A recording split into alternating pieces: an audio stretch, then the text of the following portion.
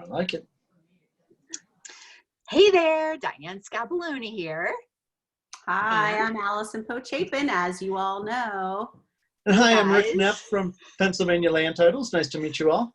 Hey, Rick. Well, we're not so meet you, but everyone else. Well, we have a lot of the same people in our network, so we know some of the same people. We're so excited to have you here because what Alice and I have decided to do, we've been wanting to do video information for the longest time. And so I started doing something people I know, like, and trust. And then Allison has her tagline of who you work with matters. And so we're like, you know what, we've been friends and co-workers for so long. We thought we would blend and do some like joint calls together. So here we are. Well, thank you for inviting me. I appreciate it. I hope to give you some insight on what we're doing on the title end of this craziness and madness. You know, we're just trying to keep everything going and trying to keep things moving along, and I'll be happy to give you my insights. There you go. Great. Well, thanks, Rick. I also wanted to thank you for joining us. Like Glenn said, we have been having these conversations, you know, for a long time, and recently realized we should record it because everyone's recording these things. So, but asking you, you're our first guest, if you will, on this call. And well, thank you. You're welcome. We think about the people that we work with. Like Diane said, I do say a lot in my business that who you work with matters, and it does. And one of the things I tell my clients, even though, you know, it is their choice as far as who they work with, in your case with the title company, they choose, but I like to share with my clients why I choose to refer the people that I do. And so, like, to Diane's point, people that we know, like, and trust, and who work with matters. So I just wanted to make that point, because the reason that people choose to work with lenders and agents and title companies a lot of the time boils down to what someone charges, what their fees are, and they don't necessarily look at who the person is and how that person communicates with them and how responsive they are. So I'm plugging the fact that you are extremely responsive and on the ball and solve all problems as soon as they come to you and get back right away with solutions. And we need that in our industry. So I will tell you right now, as you know, I don't have any affiliation with any company whatsoever. And, you know, the only way I can get and keep business is through customer service. Like if it fails, no one's going to come back to me because, like I said, I'm not affiliated with anyone, which is, it's just nice and good. You know, it makes me actually work hard for what I do. But yeah, as far as getting back to me, I will say I try to get back as quickly as possible. Texting is always the best way to reach me. I don't know why. I'm just quicker and easier with text than I am any other system. But if I'm awake, I'll get back to you. If you're awake. Well, sometimes we sleep text. Yeah, absolutely. Well, anyway, okay, so we'll get to it. Diane, I do have some questions, as you know. And the first question we're going to start with is, so let's timestamp this. We're May 1st. May 1st. Yeah, May 1st. Yeah. It's been like one long day. Well, yeah. So it's it May has 1st. been. Since like the second week of March to now, it's been like one long day. Yes. Right. Yeah. It really has. It's Groundhog's Day. But since March, speaking of March, how has your life changed in the title world since mid-March? It's been absolutely drastic. I will tell you, it's starting to settle down now. There's starting to be some regularity. We have a pretty good understanding of what we need to do to move forward. But there was a period of time where I felt like we were fighting disinformation as much as we were just trying to deal with the actual problems that were coming through. I mean, just to give you a funny example, I live downtown in the city of Pittsburgh, and I had people literally texting me that, we're going into martial law. They're running Humvees down the streets of the city of Pittsburgh. I'm like, no, they're not. I'm out on the streets right now. There's no Humvees out here whatsoever. I swear to you. And they're like, my uncle, who's a general, is saying they're here. And I'm like, I promise you, they're not here. And like, there were so many issues like that cropped up. And you just had to like say, like, listen, until it becomes a real statement from a real official, you just gotta have to ignore it and move with what we have and work with what the reality actually is. Now that said, holy cow, The realities were crazy. There were some days I went home and I left the office literally at 5 o'clock thinking everything was good. And I pull into my place, look at my phone and find out that there's been an order shutting down business, or there's been an order shutting down real estate. And your phone immediately blows up and you're like, are you open? What are you doing? And the answer I had, unfortunately, this is like an hour after those announcements were made, is I don't know, because of the time they were made. Right. And because of the lack of information that was available. I mean, you just really had to like find out more items as the next day went on. But I think, I really do believe, there's all the talk of a curve, a virus curve. I also say talk of a business curve. I think we're getting to the point now where things are becoming more regular. We know what to expect going forward. And we are far, far away from any normalcy, far away. Like it would be incorrect to assume that things are going to go back to where they were probably even 30 days from now. Right. That said, it's much better than it was, say, 6 or 7 weeks ago. We know what to expect as far as like what your quarters offices are open, what municipalities are allowing. So from that aspect, it's much better. Yeah, I remember it was damage control in that first week, especially. It was damage control on every level. I remember all the questions and uncertainties and whatnot, and it's not feeling that way anymore so much.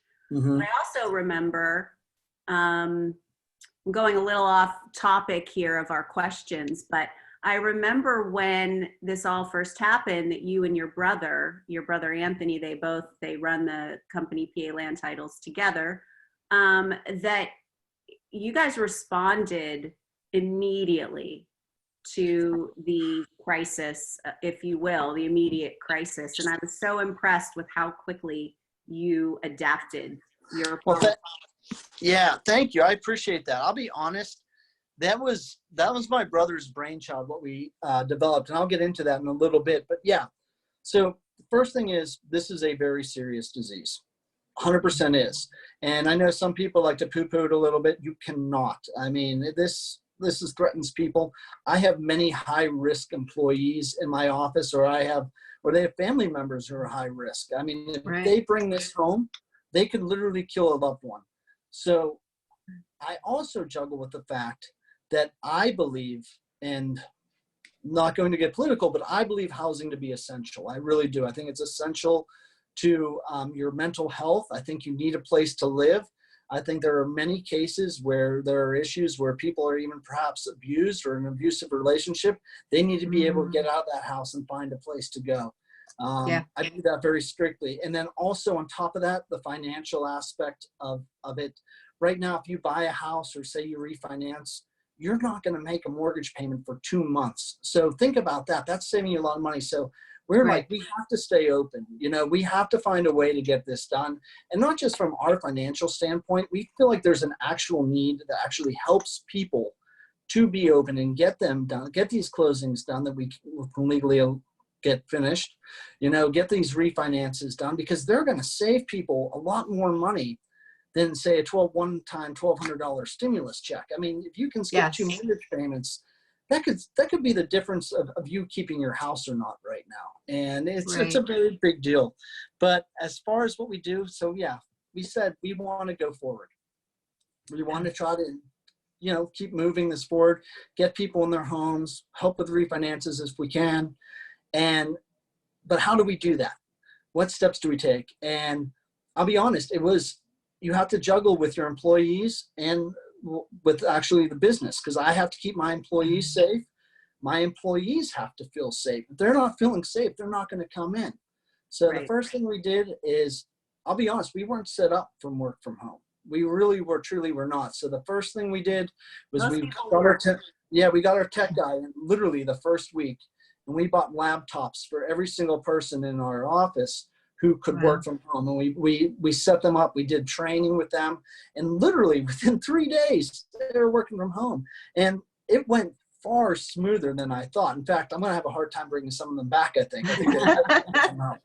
I bet. But the other thing, and this is an issue we have in Pennsylvania, is to finish the closing.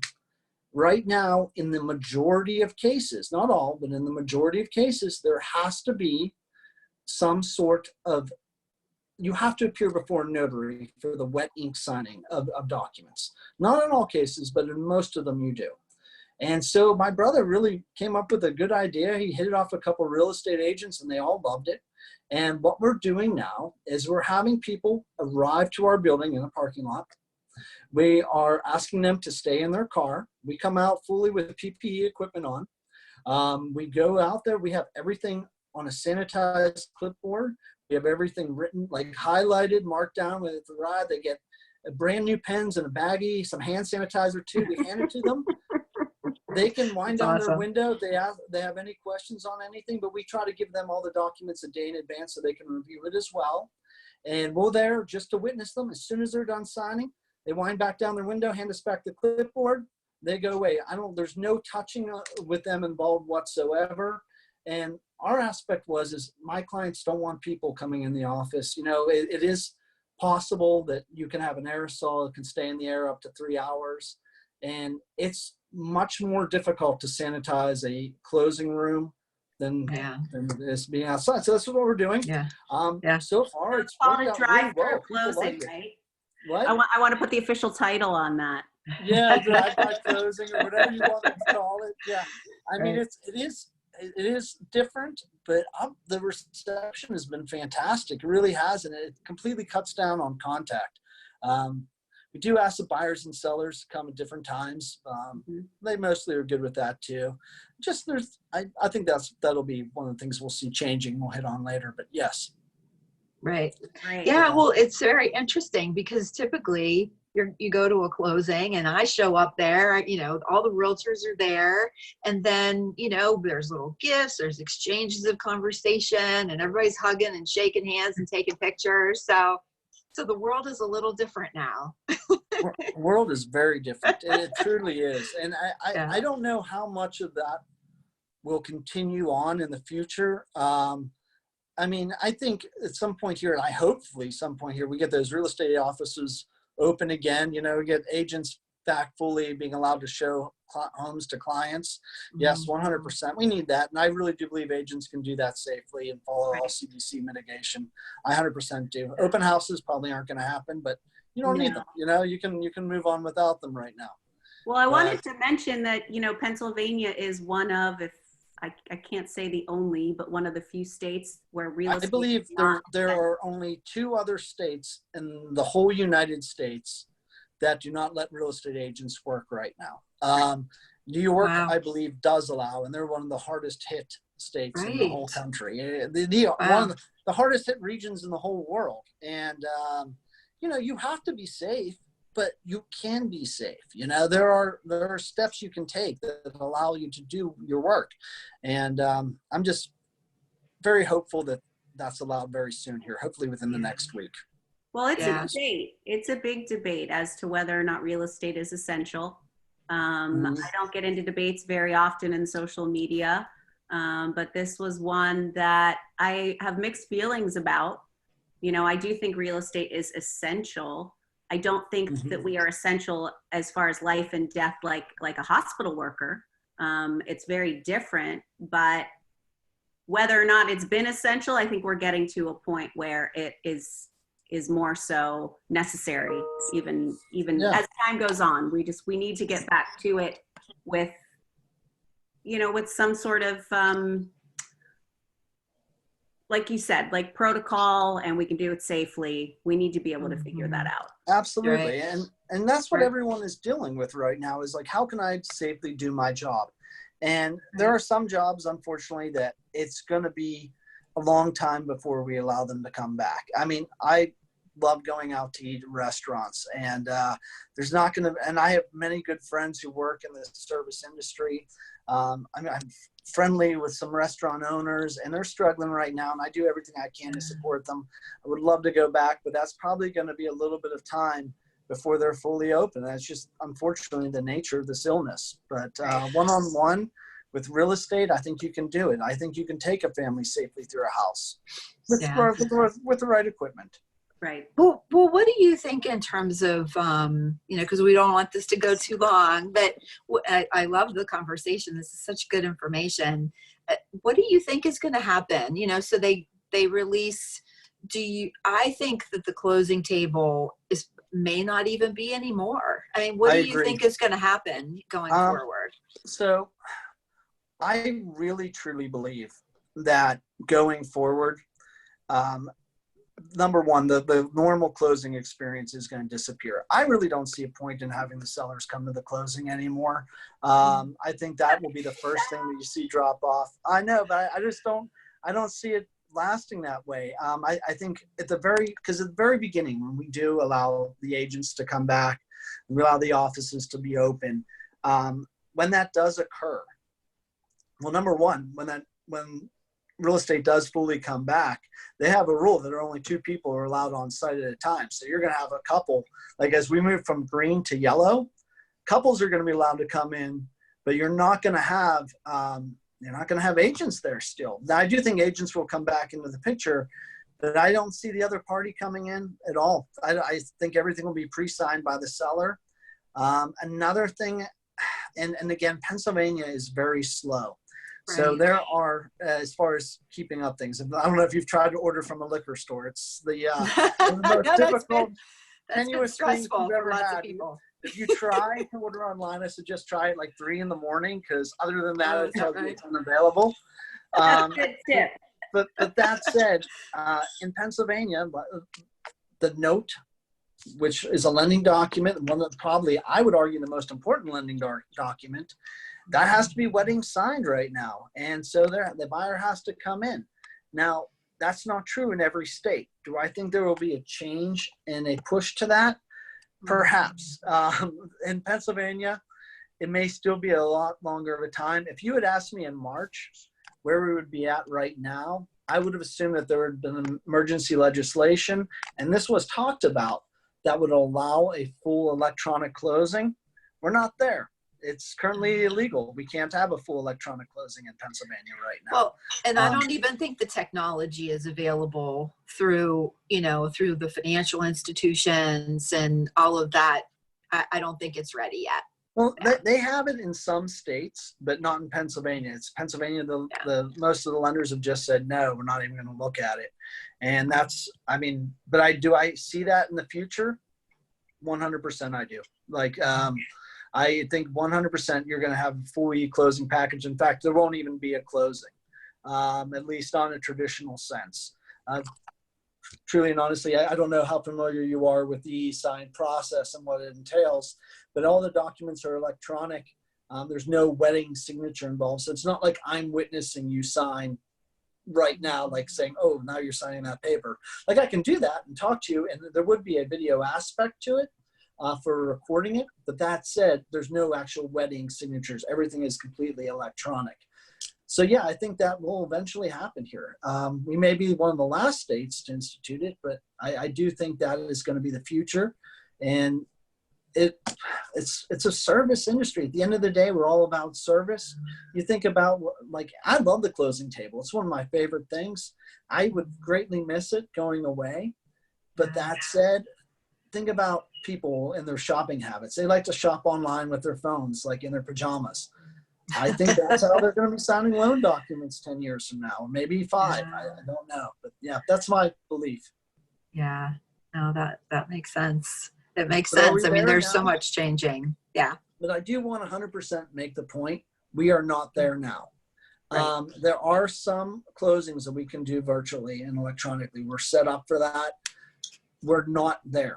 As a state. So the quarters not only does the state have to approve it, because we're under special emergency rules that allow us to do that if we had to, like say on the seller side, we could do some documents that way, but we're not there as a state, and the counties have to approve it. And if the counties say no, you can't do it.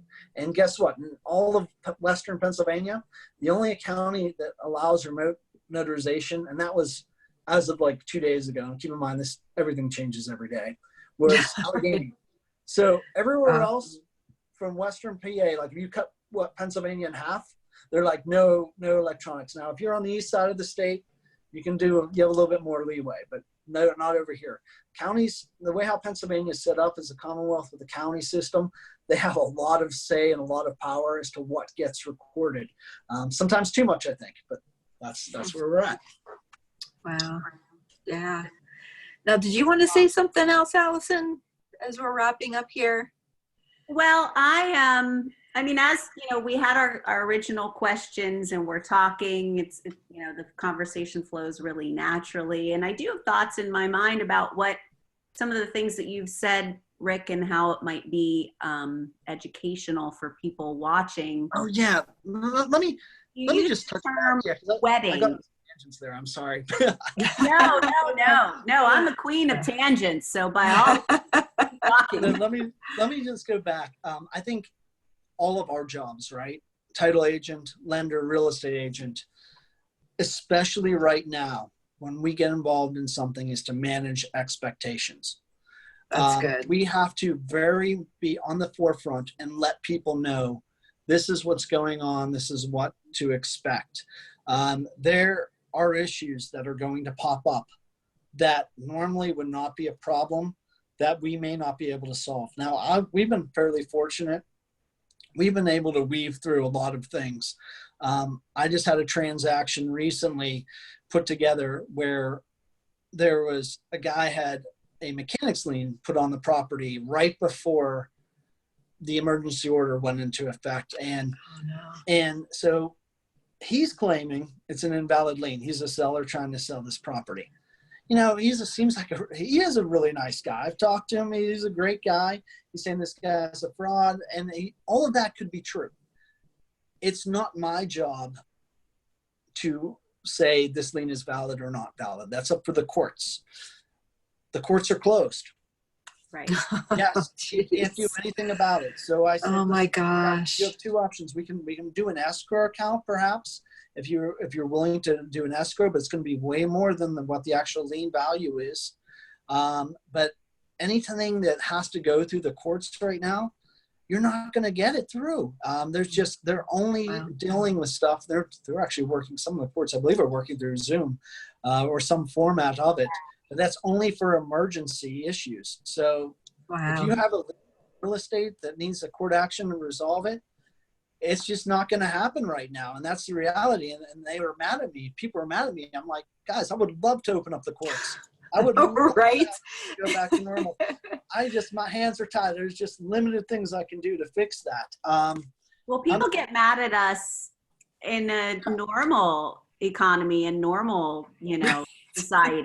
They get mad at us and want to blame someone when things go wrong. It's just human nature. But it is. And I think everyone gets everyone's getting a little cranky too. It's like, you're like stuck at home, start seeing the same people all the time. You're like, are you still here? Like, why are you here? You have somewhere to go, and then you realize they don't have anywhere to go. And nowhere to go. No. Right. But, and the other thing too is, like a lot of municipalities, really, there's been a push probably in the last year or so. I'd say last 2 years, a lot of municipalities have been adding more tests or inspections which require to be done in each area. And a lot of these municipalities, they're working hard. They actually, I give them credit for being open as much as they are. They're working with skeleton staff too. And the turnaround has slowed down some because they're working with skeleton staff. So like if taxes took a long time before, they may take a little bit longer now to get back. Right. And then some of the tests, they require a county worker, or I'm sorry, not a county worker, a municipal worker to do, or someone who has a contract with the municipality, such as dye tests. And if they can't get done, technically that's not part of the title transfer. So if the buyer is willing to accept that and is willing to accept any liability for that, we can go forward. But however, in some cases, they won't allow taxes to be released without it, in which case we have to go over to the seller and be like, can you provide us with 3 years of tax receipts? And luckily, a lot of them can do that, especially like if you have a mortgage on the property, you can go back, just look at your, I believe it's 1098 form and see like the taxes were paid, and we can kind of do the math based on the millage rates and be like, oh yes, they did actually pay these. And that's good. actual tax receipts would be better. And truly and honestly, our underwriters have been fantastic with this. They've let us do a lot of things that we normally wouldn't be allowed to do to go forward and close, such as just getting tax receipts from the seller as opposed to the actual tax collector. But they're at the same level. There are some things that have to be done, and you have to protect your buyer. You have to protect, that's the whole point of our job, is to make sure that we are transferring clear title. And there's some steps right now, like I said, like instances where like we need a court order. It's just not going to happen until the court's open again. And there's no way around that. Right. Yeah. So we just have to let people know that there are things that are out of our control, as always, but to a larger degree. And we have the documentation to put into place for that. We have the COVID-19 addendum. That was a good addendum when that came out. I know. Kudos to the industry for coming up with that so quickly. Absolutely. And the buzz line, what you said, managing expectations is so important in our business to begin with, but especially now. And that same adage that Diane and I talked about in our other first conversation is how we're all in this together. It's nobody's fault.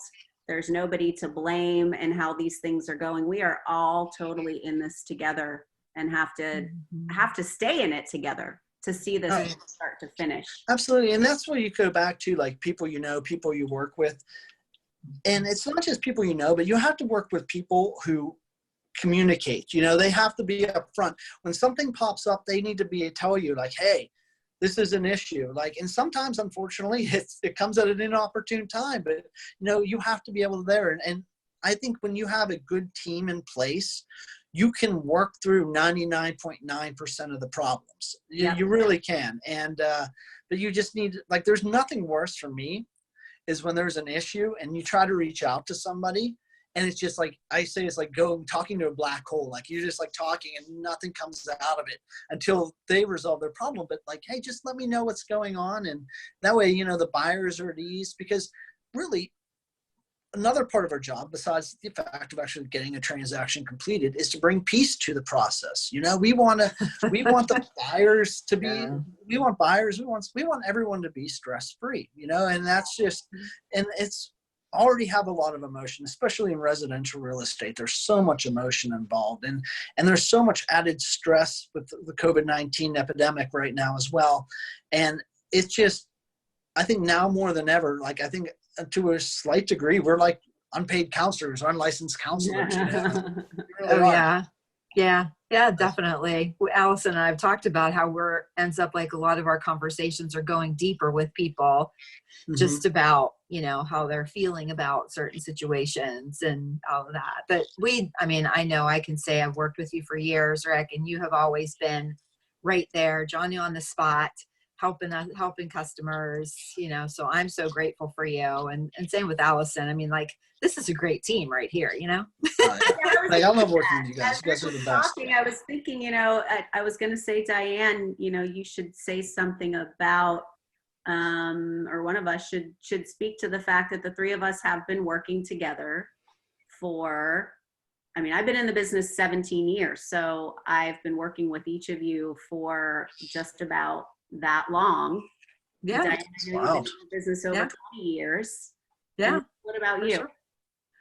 Oh, geez, that's a good question. That's kind of scary. In some form or other, between Pennsylvania Land Titles and Service Link, I've been working in the industry, for 24 years in some form or the other, which is actually really terrifying. I should have shaved today. I'm just noticing I have a lot of gray in my beard. No, it's distinguished. I remember being young, and all of a sudden, about 5 or 6 years ago, I was talking to my brother, my partner. I'm like, oh, everyone's getting to be our age all of a sudden, and the industry's getting younger. He's like, no, we're just getting older is the problem. Which is true. Well, hey, we bring a lot of wisdom to the table, wisdom and caring and a lot of experience. So, I think this is great. So thank you so much, Rick. This has been so good, informative. Thank you guys for having me. I appreciate it. And how can people reach out to you if they are looking for some title work? What's the best way to contact you? The best thing to do is if you're looking to email our general closing box.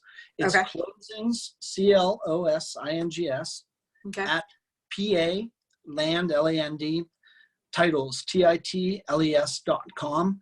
That is the best way if you're interested. If you want to reach out to me personally, my email is rneff@palandtitles.com. It's RNEFF is in Frank. But yeah, that's the best way to reach me. That's my new nickname for my you. phone number. Texting Frank me is Frank. probably the best way to go. What? Frank. That's Well, my I get a lot of nickname. FTs. I get a lot of S. For some reason, everyone thinks it's SS, not Yes. FF. So I get that Okay. a lot. Oh, geez. Okay, good. We Well, can include that. Thank you, guys. Thank you so much. I love you Yeah. both, and you guys are Thanks. wonderful to Same work here. with. Stay safe out there, and You too. thank you. Yeah, Okay. you bet. Okay. We'll Until- talk to you soon. Okay. Sounds good. Until Bye, next guys. time, guys. Bye. Thanks. Bye. See ya. Where's Diane? Don't Bye. hang up. Thank you. Okay, I want to wait. Oh, Bye, Rick. bye. Oh, no, we're good. Bye.